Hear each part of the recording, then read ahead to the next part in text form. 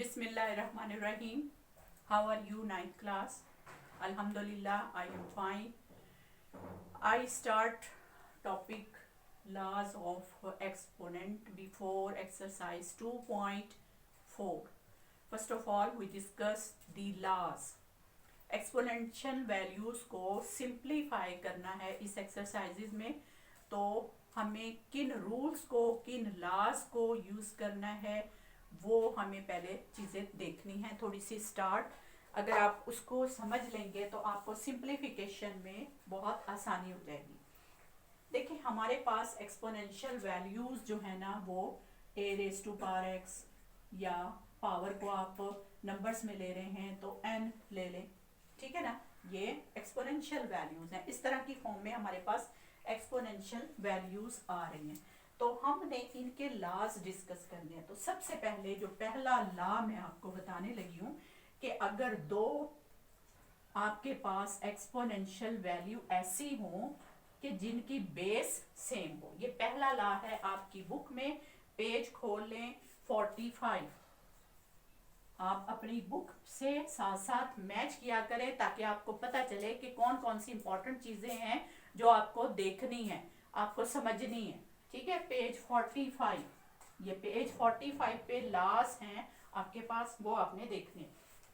हाँ जी, same basis अगर आपके पास मल्टीप्लाई हो रही हैं कुछ पावर के साथ, एक की पावर m है और एक की पावर n है, तो फिर क्या होता है, बेसिस वही रहती हैं, पावर ऐड हो जाती है m प्लस n, राइट।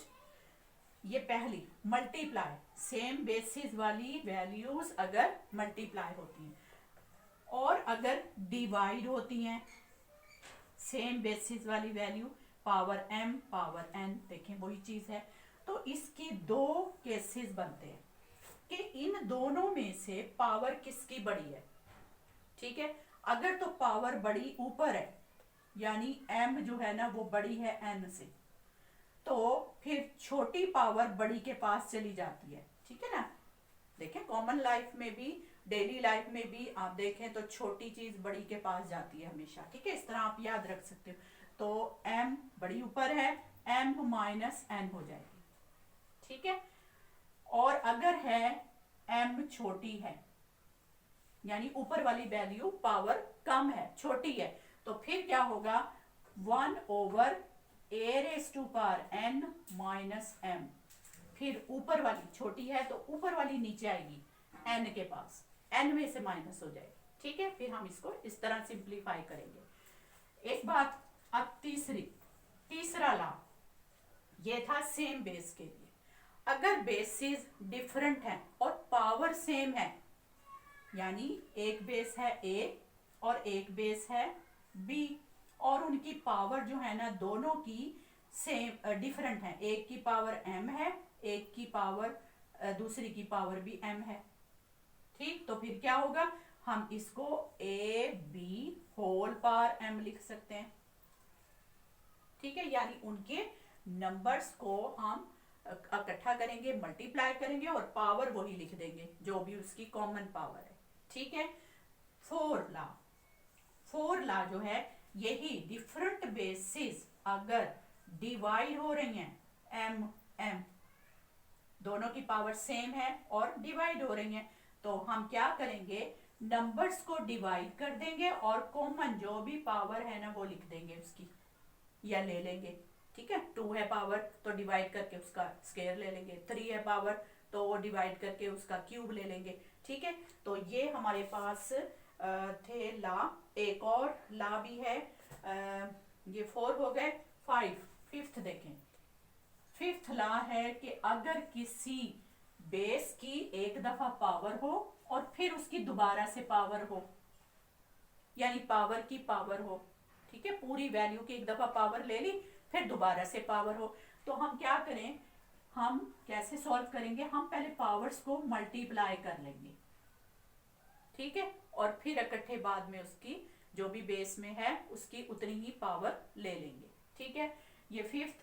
6, अगर किसी की पावर नेगेटिव है, यानी 1 बाय, या यूं समझ लें a की पावर -2 है, या -3 है या कुछ भी है, तो उसको पॉजिटिव बनाने के लिए ये -n ले लेते हैं, ठीक है। तो हम उसको पॉजिटिव बनाने के लिए 1/a⁴n कर लेंगे। अगर नीचे माइनस है तो उसे ऊपर ले जाएंगे तो वो प्लस हो जाएगी, अगर ऊपर माइनस है तो नीचे ले आएंगे प्लस हो जाएगी, ठीक है ना। तो फ्रैक्शन फॉर्म में नीचे से ऊपर ले जाएं, ऊपर से नीचे ले आएं, तो उसका साइन, पावर का साइन चेंज हो जाता है, ठीक है। ये लॉ है एक्सपोनेंशियल लॉ, इनको हम कहते हैं। एक और स्पेशल केस इसमें अगर हम देख लें कि किसी भी चीज की पावर अगर 0 हो तो वो चीज इक्वल हो जाती है 1 के। किसी की भी पावर, 100 की पावर भी अगर 0 है ना तो वो भी 1 के इक्वल होता है। ये देखें, 100 की पावर 0 इक्वल 1। ये आप कैलकुलेटर से, कंप्यूटर से, किसी चीज से भी फाइंड करें, जिसकी भी पावर 0 है वो इक्वल 1 हो जाता है, यूनिटी 1, राइट। ये हमारे पास वो इम्पोर्टेंट रूल्स, वो इम्पोर्टेंट लॉ हैं जो कि हमने यूज करने हैं to solve the exercise 2.4। Next हमारे पास एक्सरसाइज आ रही है, ठीक है। इसमें क्वेश्चन नंबर 1 है, देखें उसने वहां पर मेंशन भी किया है, use the law of exponent in simplify. बहुत इंपॉर्टेंट है, इसमें से अब आपके लॉन्ग क्वेश्चन आएंगे इस एक्सरसाइज 2.4 में। तो इसको हम एक क्वेश्चन को स्टार्ट करते हैं। आपको उम्मीद है अगर आपको ये लॉज समझ आ गए हैं तो आप इसको इजीली सॉल्व कर सकते हैं, आपको हेल्प मिलेगी इन सब चीज़ों की अंडरस्टैंडिंग से। तो क्वेश्चन नंबर 1 हम शुरू करते हैं। ये हमारी एक्सरसाइज है 2.4। क्वेश्चन नंबर 1 इसका मैं फर्स्ट पार्ट कर रही हूँ। ये मेरे पास वैल्यू है 2, 4, 3, इसकी होल की पावर है -2/3, फिर है 32 और इसकी पावर है -1/3, ठीक है, सॉरी 1/5, 1/5 और फिर नीचे बाय 196 और इसकी पावर है -1, ठीक है। और इसके नीचे वाली वैल्यू का अंडर रूट भी है। ये हमारे पास चीफ वैल्यूज हैं। तो हमने अब इसको सिंप्लीफाई करना है। देखें ये एक्सपोनेंशियल वैल्यूज हैं और एक्सपोनेंट में भी, फ्रैक्शनल फॉर्म में भी हैं, नेगेटिव फॉर्म में भी हैं। तो हमें सारे लॉ जो अभी अभी हमने देखे समझे वो हमने यूज करने हैं। तो सबसे पहले तो हम इनकी पावर्स को पॉजिटिव बनाएंगे और ये जो डबल पावर है, जैसे यहाँ पावर माइनस है और फिर ये अंडर रूट की वैल्यू है, इसे सॉल्व करते हैं। तो ये जो 243 है इसकी प्राइम फैक्टराइजेशन पहले कर लेते हैं ताकि हमें पता चल जाए कि ये कौन सी वैल्यू की पावर्स हैं। तो देखें 3 के टेबल पर ये 3 8 जा 24, 3 1 जा 3, फिर 3 पे जाएगा 3 2 जा 6, 2 इधर गया, 3 7 जा 21, फिर 3 पे 3 9 जा, फिर 3 3 जा, फिर 3 1 जा, यानी 1 2 3 4 5। ये जो वैल्यू है ये 3 की पावर 5 है और फिर होल की पावर -2/3 है, ठीक। अब ये 32, तो 32 अगर हम देखें तो 2 2 जा 4, 4 2 जा 8, 8 2 जा 16, 16 2 जा 32, यानी 2 की पावर 5 बनती है। ये इसको 2 की पावर 5, ये -1/5। नीचे जो है 196, इसका प्राइम फैक्टर कर लेते हैं।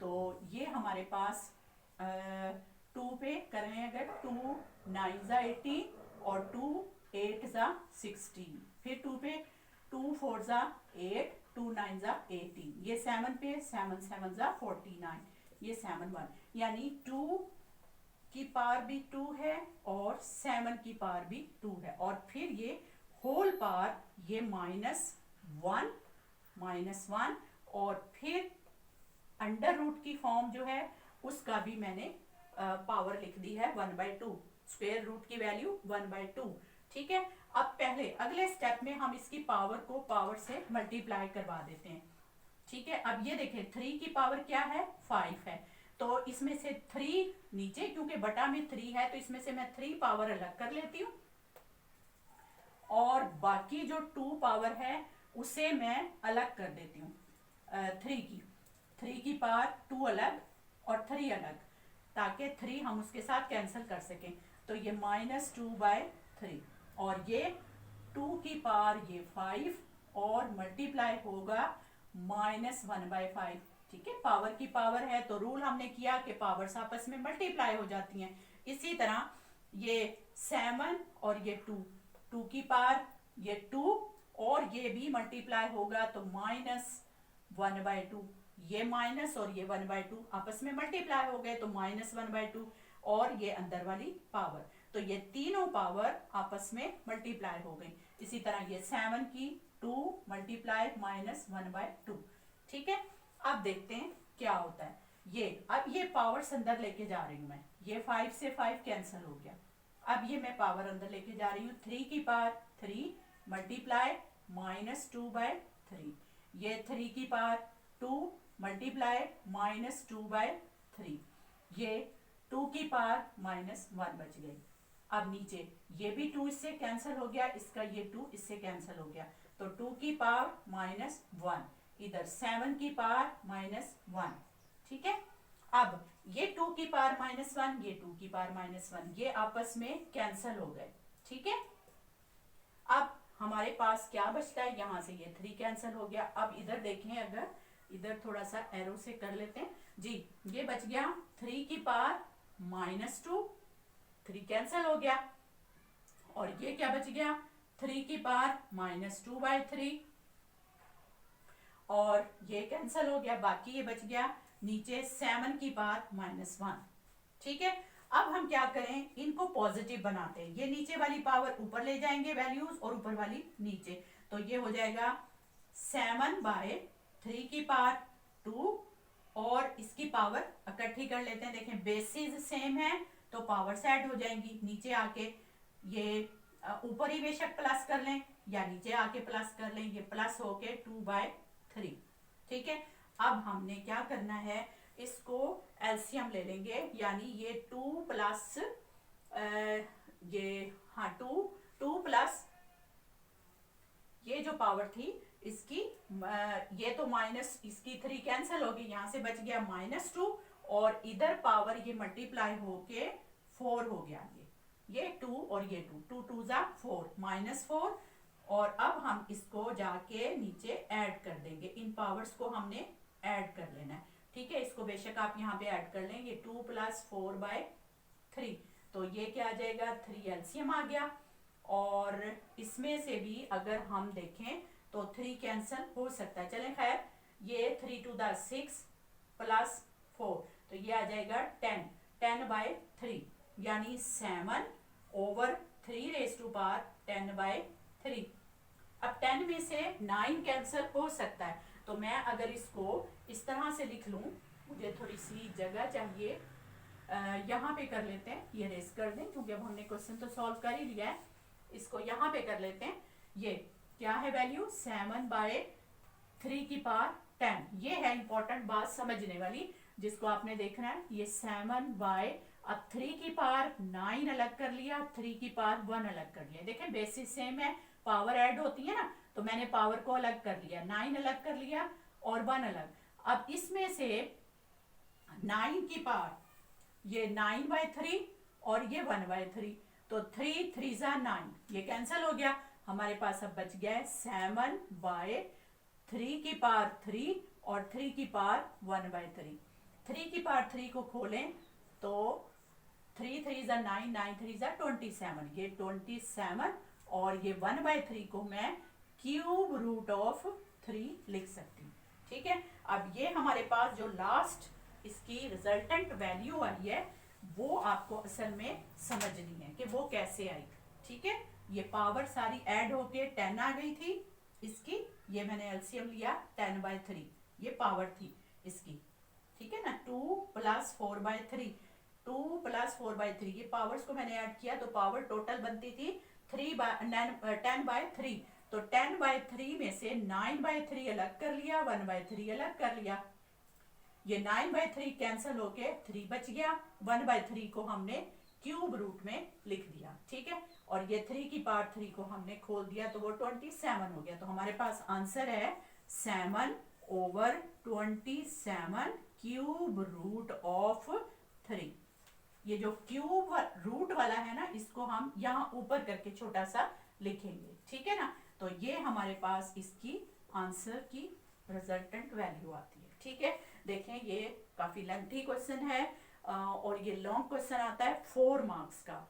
आपको ये बात पता होनी चाहिए कि आपके लॉन्ग क्वेश्चन के टोटल 8 मार्क्स होते हैं, जिसके 2 पार्ट होते हैं 4 मार्क्स के। तो ये 4 मार्क्स का क्वेश्चन लॉन्ग इस तरह का आएगा और इस एक्सरसाइज में से लाजमी आता है एक लॉन्ग पार्ट, ठीक है। तो आज मैंने एक पार्ट करवाया है और आपको लास्ट समझाए हैं। इसकी प्रैक्टिस कीजिएगा, इसको बार बार रिपीट करके देखें ताकि आपको इसके स्टेप्स याद हो जाए, ठीक है। दुआ में याद रखें। अल्लाह हाफ़िज़।